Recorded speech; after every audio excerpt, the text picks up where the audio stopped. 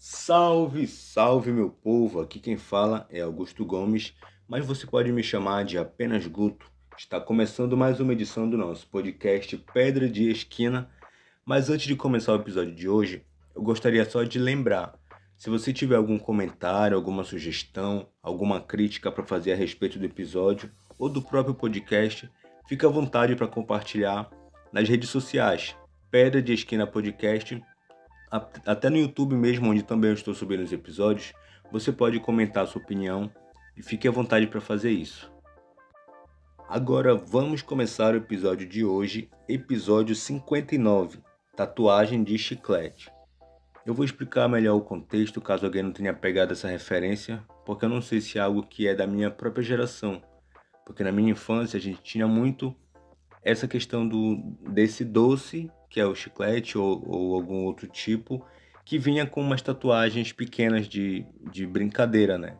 Que eram pequenos desenhos que tu podia colar na tua pele, ou então tu podia colar em outros lugares. Caderno, enfim. E essas tatuagens vão servir para a gente discutir a respeito das marcas que a gente carrega na nossa vida, no nosso corpo, né? Então, eu vou fazer um paralelo entre tatuagem real, tatuagem de chiclete. Mas antes disso, eu gostaria de explicar algo que é da minha personalidade, assim. Tem um assunto que eu acho muito legal de conversar, que é a respeito da cicatriz de alguém. Porque qualquer cicatriz que a pessoa tenha, por menor que seja, ela tem uma história por trás. Pode perguntar, se vê uma cicatriz na pele de alguém, pergunta para ela como ela conseguiu aquela cicatriz. E ela vai ter uma história, nem que seja pequena, por trás dessa marca. E assim como a gente carrega marcas no nosso corpo, que vêm de vivências, de experiências da nossa vida, a gente também carrega marcas na nossa personalidade, na nossa alma, que vêm das nossas vivências, das coisas que a gente já passou ao longo da nossa vida que foram deixando pequenas cicatrizes, digamos assim.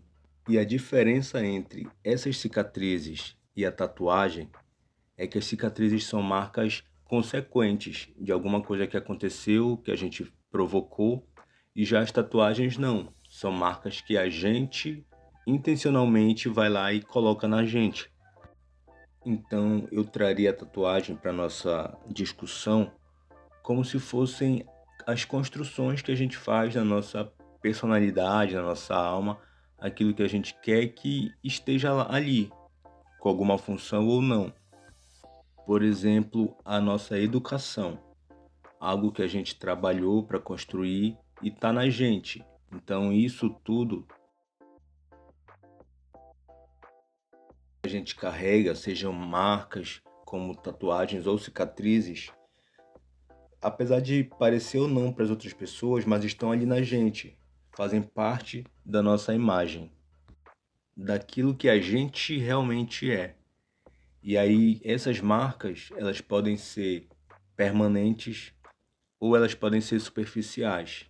Então, as coisas que a gente mostra, que a gente carrega, elas podem ter aprofundamento, realmente ser uma construção, algo mais denso, ou pode ser algo mais superficial, que a gente coloca por algum motivo, temporário ou não. Por que que eu falo isso? A gente vive o tempo todo performando. Então, a gente faz recortes de quem a gente é. A gente mostra mais algumas coisas para alguns grupos, algumas pessoas, ou a gente mostra menos.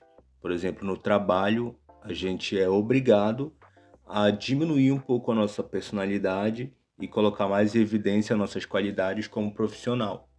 Já na nossa casa, com a nossa família, a gente tende a deixar de lado, por exemplo, o nosso lado como atleta, como profissional, como alguma função que a gente tenha, e traz mais à tona a nossa personalidade como pessoa.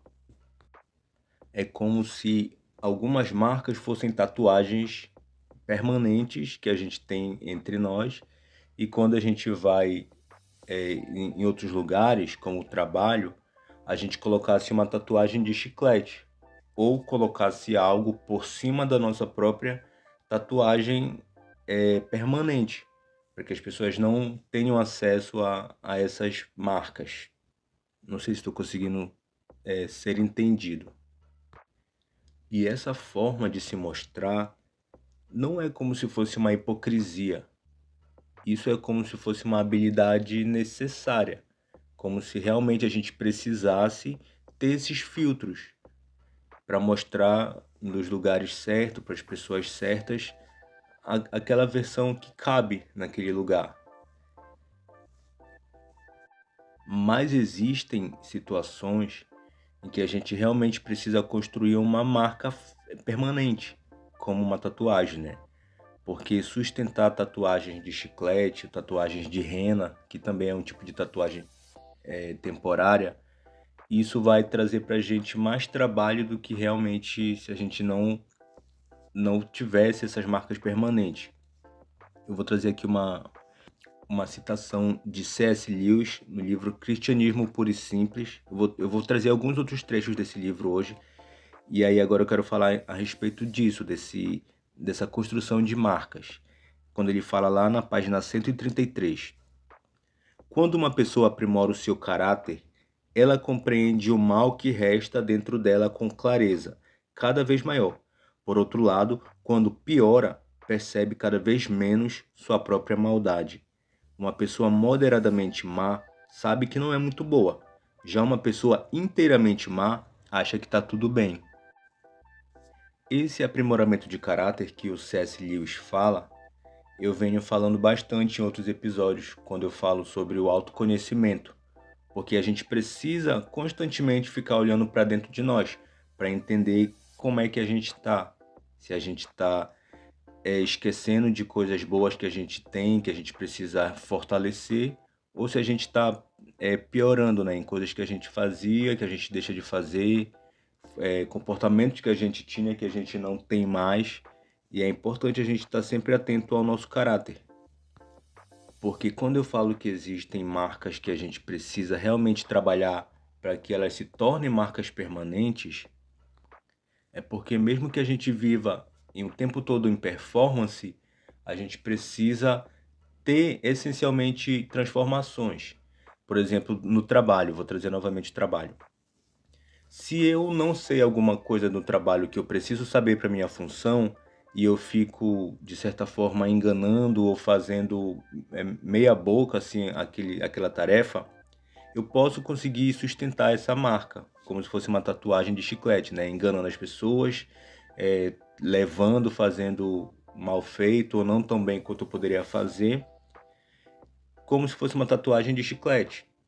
Mas a partir do momento em que eu vou atrás desse conhecimento para ter essa habilidade, para aprimorar o meu trabalho, eu vou criar uma tatuagem que vai ser algo benefício para mim. Então, se eu realmente tiver essa transformação e tiver esse talento adicionado na minha carreira, vai ser muito melhor do que eu ficar tendo que colocar o tempo todo essa tatuagem de chiclete para enganar as pessoas ou para levar a vida do jeito que eu estava levando. Outro exemplo aqui, nos relacionamentos. Vamos trazer para o relacionamento amoroso, né? Se eu ficar o tempo todo performando diante de uma namorada, de uma mulher, de um marido, alguma coisa que não é realmente quem eu sou, isso vai me dar mais trabalho do que eu tentar aprimorar esse detalhe do meu caráter. E é muito mais fácil a gente chegar e mostrar quem realmente a gente é, e a partir disso ir desconstruindo isso, do que a gente tentar ficar criando uma imagem falsa, enganando, achando que é um caminho melhor. Não é. Acho que no final das contas não é. A gente precisa ser transparente, ser honesto com a gente mesmo e com os outros também. Porque, como dizem, né? Uma hora a máscara cai. E a gente precisa ter esse cuidado também, porque a gente é observado o tempo inteiro. Vou falar agora um pouco em relação à espiritualidade, né? Por exemplo, uma pessoa que é cristã, ela é o tempo todo colocada como se fosse a parte de cima de uma régua. Então, o caráter de um cristão, ele é inconscientemente visto pela sociedade como obrigatório de ser melhor do que o de uma pessoa que não é cristã. E aí, para embasar isso e falar melhor, eu vou trazer o capítulo 10 desse livro do C.S. Lewis, Cristianismo Puro e Simples, que é Pessoas Bondosas ou novas criaturas. E aí aqui na página 264 ele fala assim: se o cristianismo é verdadeiro, por que nem todos os cristãos são obviamente melhores do que os não cristãos? Essa, como eu falei, né? Essa é uma expectativa da sociedade. Porque se a pessoa está com Deus, está com Cristo, ela vai ser naturalmente esperado que ela seja boa, que ela seja melhor, pelo menos, do que eu. E aí ele traz duas explicações para essa pergunta, né? Ele fala que pode ser algo muito razoável ou então algo totalmente irracional. O que ele fala que é razoável?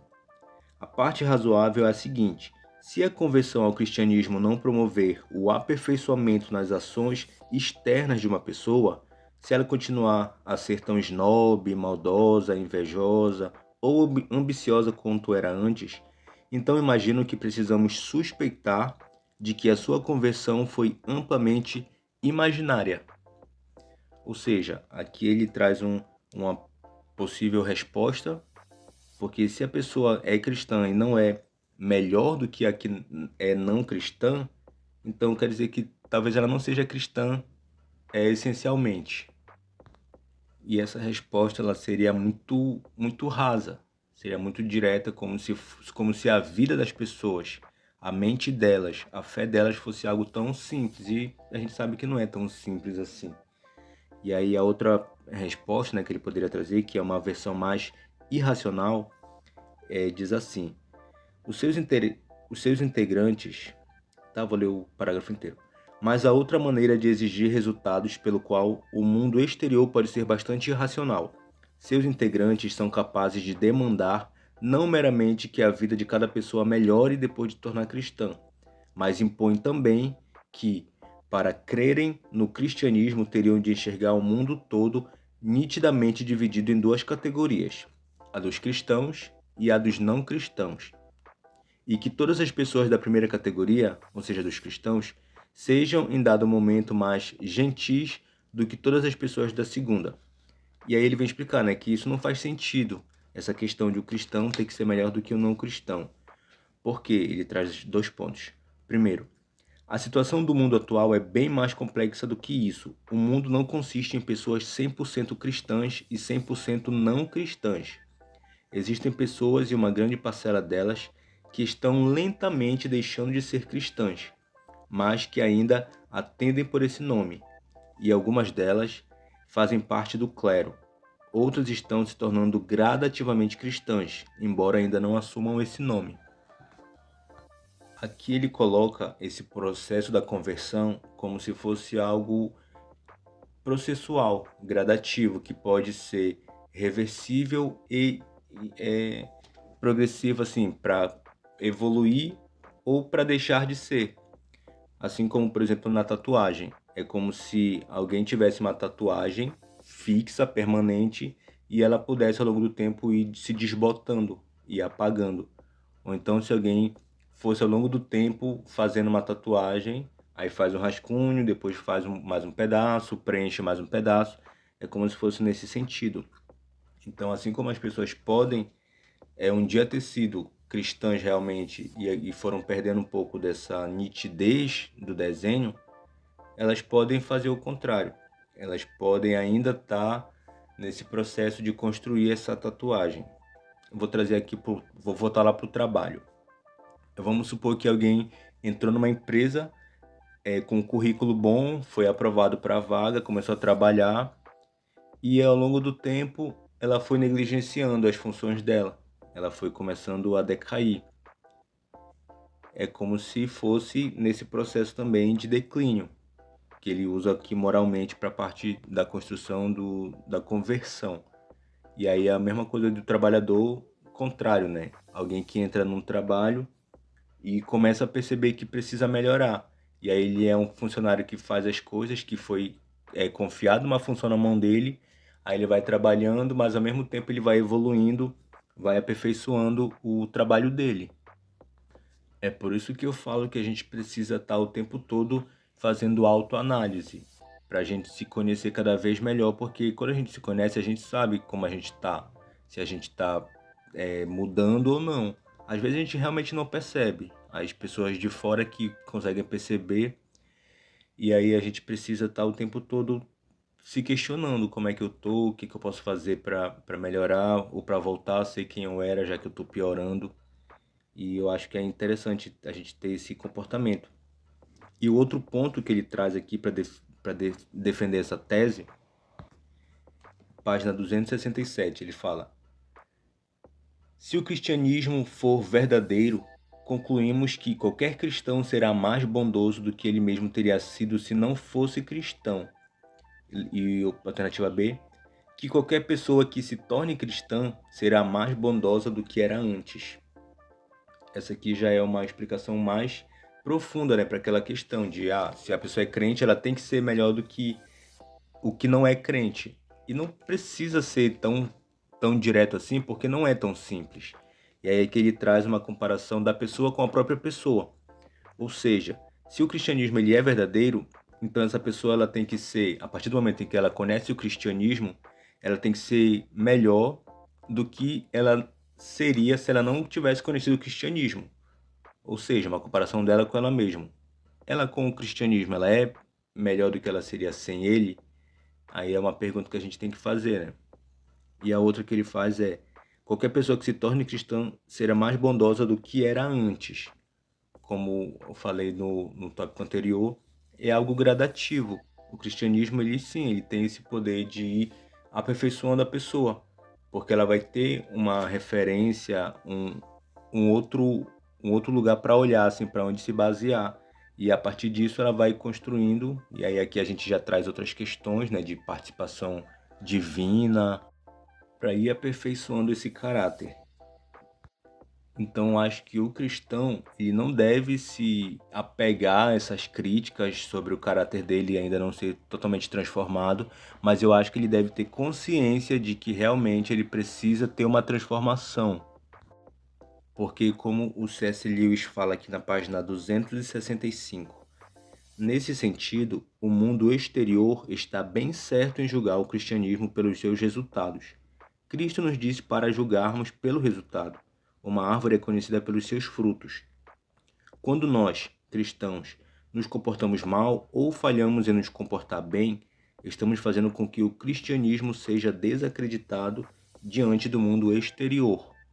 Ou seja, é uma responsabilidade que as pessoas que são cristãs, elas têm de realmente mostrar a transformação na vida delas. E isso não pode ser algo como uma tatuagem de chiclete, só para mostrar, só para ter o desenho ali. Tem que ser algo permanente.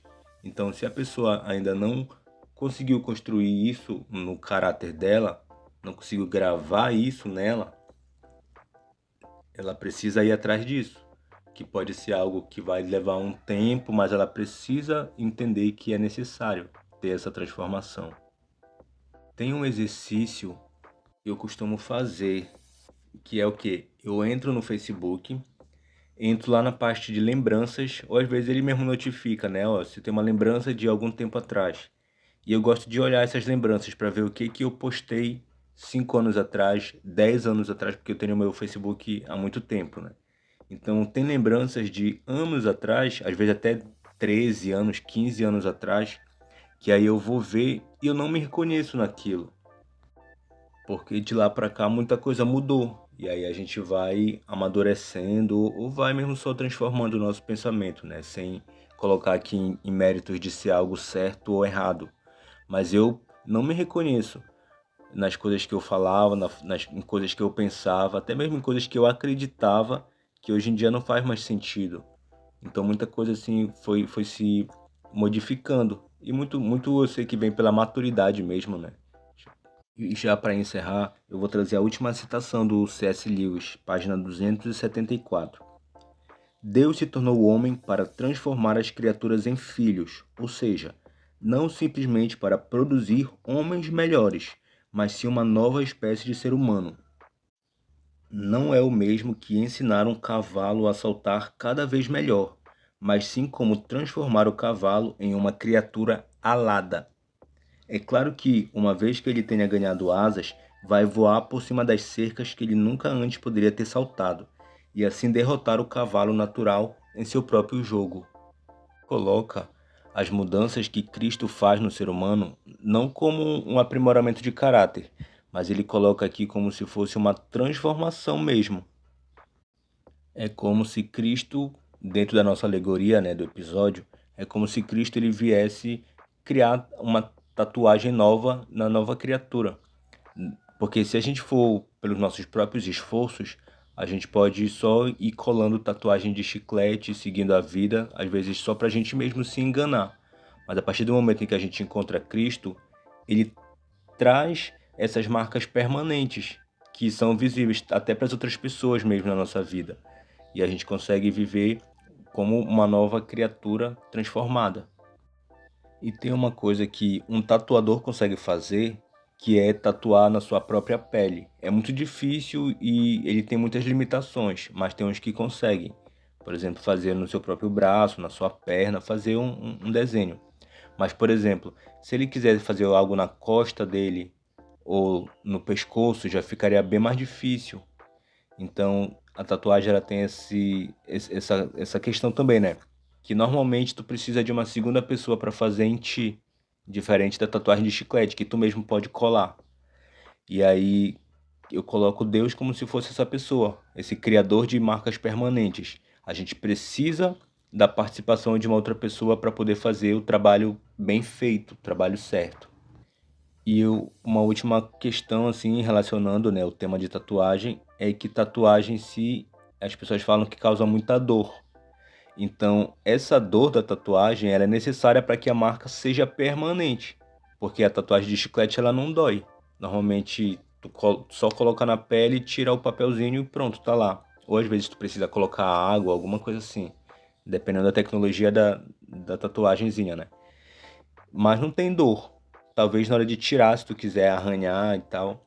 Mas ela sai até mesmo por ela mesma, se tu tomar banho. O que é difícil para as crianças, né? Porque tem crianças que não gostam de tomar banho. Mas enfim. E a tatuagem permanente, ela já vem com esse cargo de que para tu ter essa marca, tu vai precisar passar por dor. Tem pessoas que hoje em dia estão colocando anestesia. Tem gente até que faz anestesia geral para fazer uma tatuagem muito grande. E são ferramentas, né? Mas para nossas marcas, na nossa alma, na nossa personalidade, é preciso que a gente enfrente coisas que podem causar dor, que nem sempre vai ser anestesiado, mas vai ser necessário para que a marca ela seja permanente. E o resultado ele vai ser permanente, vai ser um resultado que vai trazer essa beleza do desenho. Eu não sei se ficou muito poético, mas eu espero que você tenha entendido porque esse foi o episódio de hoje e a gente se ouve no futuro.